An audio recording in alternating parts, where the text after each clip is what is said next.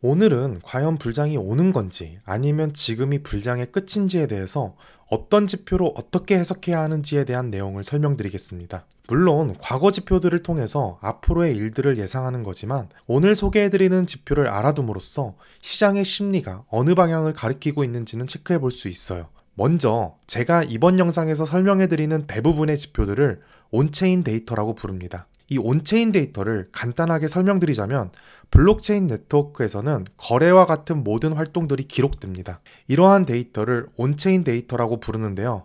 이 왼쪽의 이미지는 비트코인 네트워크에서 거래가 일어났을 때의 온체인 데이터입니다. 예를 들어 개인이 개인의 비트코인 지갑을 통해서 업비트라는 거래소로 전송한 데이터라고 가정해봐요. 이런 사람들이 시간대별로 엄청 많을 거잖아요. 이러한 거래소로 전송을 했다는 데이터를 오른쪽과 같이 지표 형식으로 표현한 데이터들을 온체인 데이터 지표라고 부릅니다. 온체인 데이터에는 방금 예시로 설명드린 거래뿐만 아니라 모든 활동 내역들을 볼 수 있습니다. 그게 블록체인의 특징이고요. 그래서 이러한 온체인 데이터들을 지표 형식으로 보기 쉽게 가공하는 업체들이 있는데요. 대표적으로 크립토퀀트나 글라스노드 등이 있습니다.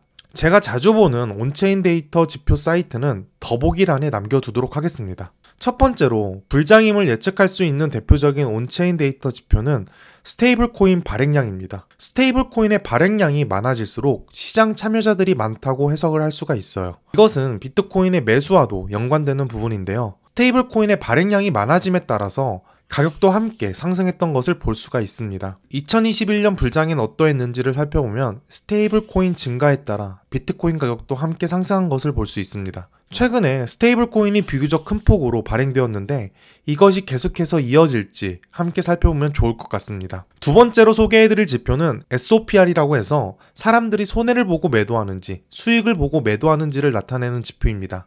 왼쪽에 1을 기준으로 파란색 선이 1보다 낮으면 손실을 보고 매도한 투자자가 많은 것임을 유추해 볼 수 있어요. 반대로 1보다 높으면 수익을 본 투자자가 많으므로 현재 시장의 심리는 호황이라는 것을 해당 지표로 추측해 볼 수 있습니다. 세 번째로 소개해드리는 지표는 MVRV 지표입니다. 이 MVRV는 코인의 전체 시가총액을 실현 시가총액으로 나누어서 해당 코인이 저평가인지 고평가인지를 나타내는 지표입니다. MVRV 지표가 3.75인 빨간색 선을 넘어가면 비트코인이 고평가되었음을 뜻하고요. 1 밑인 초록색 선 아래로 내려가면 저평가되었음을 뜻합니다. 해당 지표는 크립토퀀트 분석가인 아보카도님의 분석 자료를 X에서 가져왔습니다. 이 노란색 추세선을 살펴보면 2014년, 2017년과 2021년 MVRV 지표는 최고점이 서서히 낮아지고 있습니다.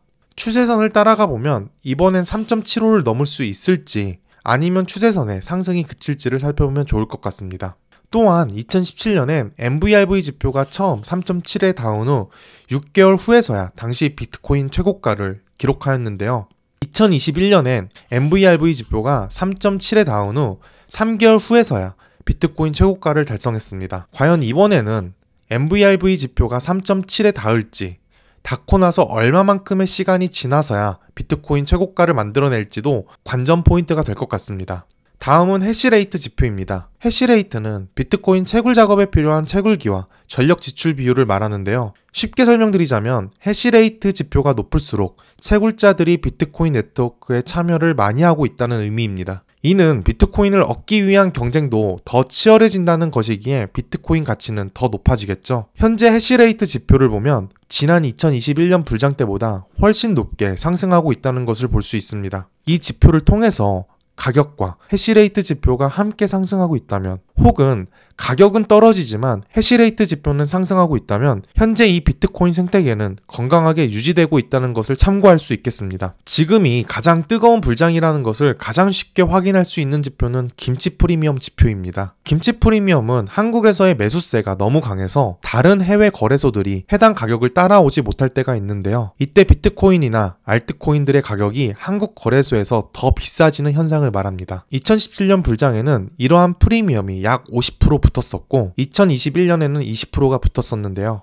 올해 초에도 김치 프리미엄은 약 10% 정도 상승하였습니다. 다시 말해 한국 거래소의 코인이 10% 더 비싸지는 현상입니다. 이번 상승에는 과연 김치 프리미엄이 얼마만큼 붙을지는 아무도 모릅니다. 만약 저희 나라 사람들이 코인 시장에 비교적 관심도가 낮고 미국에서는 코인 시장의 관심도가 높다면 반대로 한국 거래소의 시세가 더 낮아질 수도 있습니다. 역사적으로 돌이켜봤을 때 불장에서는 항상 김치 프리미엄이 붙었었고 이번 또한 해당 지표가 점점 상승하는지를 지켜보면서 시장의 심리를 지켜보면 좋겠습니다. 2024년부터 가장 중요하게 확인해야 하는 지표는 비트코인 현물 ETF 지표입니다. 올해 비트코인 상승은 완전히 미국이 주도하고 있는 상승장인데요. 미국의 블랙록을 포함한 대형 기관들이 비트코인을 계속해서 매수하고 있습니다. 올해 초에 시작된 불장도 현물 ETF에 자금이 들어오면서 상승장이 시작되었습니다. 4월부터 9월까지는 자금의 유입보다는 자금의 유출이 빈번해지면서 장이 좋지 못한 모습도 보였었는데요. 최근 10월 중순부터 현물 ETF를 통한 자금 유입이 연속해서 일어났고 그 규모는 계속해서 크게 증가하고 있습니다. 비트코인 현물 ETF를 통한 기관 자금이 시장에 계속해서 유입되는지를 확인해가며 시장의 상황을 체크하면 좋을 것 같습니다. 번외로 비트코인 현물 ETF 이후 비트코인 공급 부족 현상은 가속화되고 있습니다. ETF 출시가 아직 1년도 채 되지 않았는데 비트코인 전체 공급량의 5%를 넘어섰습니다. 또한 왼쪽 이미지를 보시면 일주일 동안 채굴된 비트코인 양은 약 3,000개입니다. 그리고 이 기간 현물 ETF를 통한 매수는 2만 개를 넘어서는 현상을 보였는데요. 이와 같이 공급 부족 현상이 가속화되었기에 현물 ETF 자금 유입 또한 불장의 시그널의 중요한 지표로 소개해드리는 이유입니다. ETF 이외에 국가, 채굴자, 회사들도 비트코인 매수를 고려하는 현상이 가속화될 것으로 예상되는데요. 이는 다음번에 새로운 컨텐츠로 다시 말씀드리도록 하겠습니다. 이 다음은 미국 대선 사이클입니다. 미국 대선이 끝난 뒤에는 역사적으로 비트코인 가치가 상승했다라는 지표입니다. 미국 대선이 끝난 현재 결과론적으로 현재 비트코인 가격은 10만 달러에 근접했고요. 앞으로도 이 사이클이 지속되는지 해당 지표에 관심을 가져보면 좋을 것 같습니다. 이 마지막은 글로벌 M2 통화량과 비트코인의 상관관계를 나타내는 지표입니다. 글로벌 통화량은 전 세계에서 사용 가능한 돈의 양을 의미합니다. 최근 미국의 금리 인하,